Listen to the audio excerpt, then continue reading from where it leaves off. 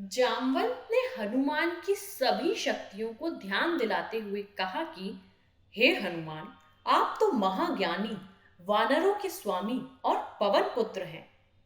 यह सुनकर हनुमान का मन हर्षित हो गया और वह समुद्र के किनारे स्थित सभी लोगों से बोले, आप सभी कंद मूल खाकर यही मेरा इंतजार करें। तब तक मैं सीता माता को देखकर वापस लौट आऊंगा। ऐसा कहकर वे समुद्र के ऊपर से उड़ते हुए लंका की ओर चले गए। रास्ते में जाते समय सबसे पहले मेनका पर्वत आया। उन्होंने हनुमान जी से कुछ देर आराम करने के लिए कहा, पर हनुमान ने उत्तर दिया, जब तक मैं श्री राम जी का कार्य पूर्ण न कर लूं, मेरे जीवन में विश्राम की कोई जगह नहीं है। और वे उड़ते हुए आगे चले गए। देवताओं ने हनुमान की परीक्षा लेने के लिए सांपों की माता सूरसा को भेजा। सूरसा ने हनुमान को खाने की कोशिश की, पर हनुमान को वो खा ना सके। हनुमान उसके मुख में जाकर दोबारा निकल आए और आगे चले गए। समुद्र में एक छाया को पकड़कर खा लेने वाली राक्षसी रहती थी। उसने हनुमान को पकड़ लिया, पर हनुमान ने उसे भी मार दिया। समुद्र तट पर पहुंचने के बाद हनुमान एक पर्वत के ऊपर चढ़ गए और वहां से उन्होंने लंका की ओर देखा। लंका का राज्य उन्हें दिखा, जिसके सामने एक बड़ा द्वार था और पूरा लंका सोने का बना हुआ था। हनुमान ने एक छोटे मच्छर के आकार जितना रूप धारण किया और वो द्वार के अंदर जाने लगे। उसी द्वार पर लंकनी नामक राक्षसी रहती थी। उसने हनुमान का रास्ता रोका तो हनुमान ने एक जोर का घूंसा दिया तो नीचे जा गिरी। उसने डर के मारे हनुमान के आगे हाथ जोड़े और लंका के भीतर जाने दिया। हनुमान ने माता सीता को महल के हर जगह ढूंढा, पर वह उन्हें नहीं मिली। थोड़ी देर बाद ढूंढने के बाद उन्हें एक ऐसा महल दिखाई दिया जिसमें एक छोटा सा मंदिर था, एक तुलसी का पौधा भी था। हनुमान जी यह देखकर अचंभे में पड़ गए और उन्हें यह जानने की इच्छा हुई कि आखिर ऐसा कौन है जो इन असुरों के बीच श्री राम का भक्त है। यह जानने के लिए हनुमान ने एक ब्राह्मण का रूप धारण किया और उन्हें पुकारा।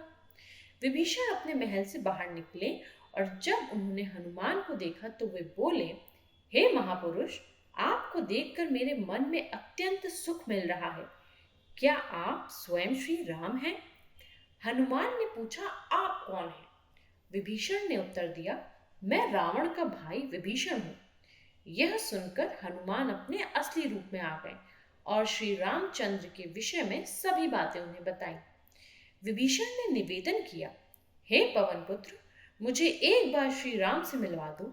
हनुमान ने उत्तर दिया, मैं श्री राम जी से जरूर मिलवा दूंगा, परंतु पहले मुझे ये बताएं कि मैं जानकी माता से कैसे मिल सकता हूँ। विभीषण ने हनुमान को बताया कि रावण ने माता सीता को अशोक वाटिका में कैद करके रखा है। यह जानने के बाद हनुमान जी ने एक छोटा सा रूप धारण किया और वह अशोक वाटिका पहुंच गए। वहां पहुंचने के बाद उन्होंने देखा कि रावण अपने दासियों के साथ उसी समय अशोक वाटिका में पहुंचा और सीता माता को अपनी ओर देखने के लिए साम दाम दंड भेद का उपयोग किया, पर तब भी सीता जी ने एक बार भी उसकी ओर नहीं देखा। रावण ने सभी राक्षसियों को सीता को डराने के लिए कहा, पर त्रिजटा नामक एक राक्षसी ने माता सीता की बहुत मदद की और देखभाल की और अन्य राक्षसियों को भी डराया, जिससे अन्य सभी राक्षसी भी सीता की देखभाल करने लगे। कुछ देर बाद हनुमान जी ने सीता जी के सामने श्री राम की अंगूठी डाल दी। श्री राम नाम से अंकित अंगूठी देखकर माता सीता की आंखों से खुशी के आंसू निकल पड़े, परंतु माता सीता को संदेह हुआ कि कहीं ये रावण की कोई चाल तो नहीं। तब सीता माता ने पुकारा कि कौन है जो ये अंगूठी लेकर आया है। उसके बाद हनुमान जी प्रकट हुए, पर हनुमान जी को देखकर भी सीता माता को विश्वास नहीं हुआ। उसके बाद हनुमान जी ने मधुर वचनों के साथ रामचंद्र के गुणों का वर्णन किया और बताया कि वो श्री राम के दूत हैं। माता सीता ने व्याकुलता से श्री राम जी का हाल चाल पूछा। हनुमान जी ने उत्तर दिया, हे माते, श्री राम जी ठीक हैं और वे आपको बहुत याद करते हैं। वे बहुत जल्द ही आपको लेने आएंगे और मैं शीघ्र ही आपका संदेश श्री राम जी के पास पहुंचा दूंगा। तभी हनुमान ने सीता माता से श्री राम जी को दिखाने के लिए चिन्ह मांगा, तो माता सीता ने हनुमान को अपने कंगन उतार कर दे दिए। हनुमान जी को बहुत भूख लग रही थी, तो हनुमान अशोक वाटिका में लगे पेड़ों के फलों को खाने लगे। फलों को खाने के साथ साथ हनुमान उन पेड़ों को तोड़ने भी लगे। तभी रावण के सैनिकों ने हनुमान पर प्रहार तभी रावण के सैनिकों ने हनुमान पर प्रहार किया, पर हनुमान ने सबको मार डाला। जब रावण को इस बात का पता चला कि कोई बंदर अशोक वाटिका में उत्पात मचा रहा है, तो उसने अपने पुत्र अक्षय कुमार को भेजा हनुमान का वध करने के लिए। पर हनुमान जी ने उसे क्षण भर में ऊपर पहुंचा दिया। कुछ देर बाद जब रावण को अपने पुत्र की मृत्यु का पता चला, वह बहुत ज्यादा क्रोधित हुआ। उसके बाद रावण ने अपने ज्येष्ठ पुत्र मेघनाद को भेजा। हनुमान के साथ मेघनाद का बहुत ज्यादा युद्ध हुआ, पर कुछ न कर पाने के बाद मेघनाद ने ब्रह्मास्त्र चला दिया। ब्रह्मास्त्र का सम्मान करते हुए हनुमान स्वयं बंधक बन गए। हनुमान को रावण की सभा में लाया गया। रावण हनुमान को देखकर हंसा और फिर क्रोधित होकर उसने प्रश्न किया, रे वानर, तूने किस कारण अशोक वाटिका को तहस नहस कर दिया?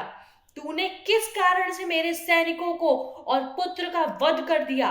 क्या तुझे अपने प्राण जाने का डर नहीं है? यह सुनकर हनुमान ने कहा, हे रावण, जिसने महान शिव धनुष को पल भर में तोड़ डाला, जिसने खर, दूषण, त्रिशरा और बाली को मार गिराया, जिसकी प्रिय पत्नी का तुमने अपहरण किया, मैं उन्हीं का दूत हूं। मुझे भूख लग रही थी, इसलिए मैंने फल खाए और तुम्हारे राक्षसों ने मुझे खाने नहीं दिया, इसलिए मैंने उन्हें मार डाला। अभी भी समय है, सीता माता को श्री राम को सौंप दो और क्षमा मांग लो। रावण हनुमान की बात सुनकर हंसने लगा और बोला, हा हा हा, रे दुष्ट, तेरी मृत्यु तेरे सिर पर है। ऐसा कहकर रावण ने अपने मंत्रियों को हनुमान को मार डालने का आदेश दिया। यह सुनकर सभी मंत्री हनुमान को मारने दौड़े। तभी विभीषण वहां आ पहुंचे और बोले, रुको, दूत को मारना सही नहीं होगा, ये नीति के विरुद्ध है, कोई और भयानक दंड देना चाहिए। सभी ने कहा, बंदर की पूंछ उसको सबसे ज्यादा प्यारी होती है, क्यों ना तेल में कपड़ा डुबाकर इसकी पूंछ में बांधकर आग लगा दिया जाए। हनुमान की पूंछ पर तेल वाला कपड़ा बांधकर आग लगा दी गई। जैसे ही पूंछ में आग लगी, हनुमान जी बंधन मुक्त हो गए और एक छत से दूसरे में कूदते गए और पूरी सोने की लंका में आग लगा के समुद्र की ओर चले गए और वहां अपनी पूंछ पर लगी आग को बुझा दिया। वहां से सीधे हनुमान जी श्री राम के पास लौटे और वहां उन्होंने श्री राम को सीता माता के विषय में बताया और उनके कंगन भी दिखाए। सीता माता की निशानी को देखकर श्री राम भावुक हो गए।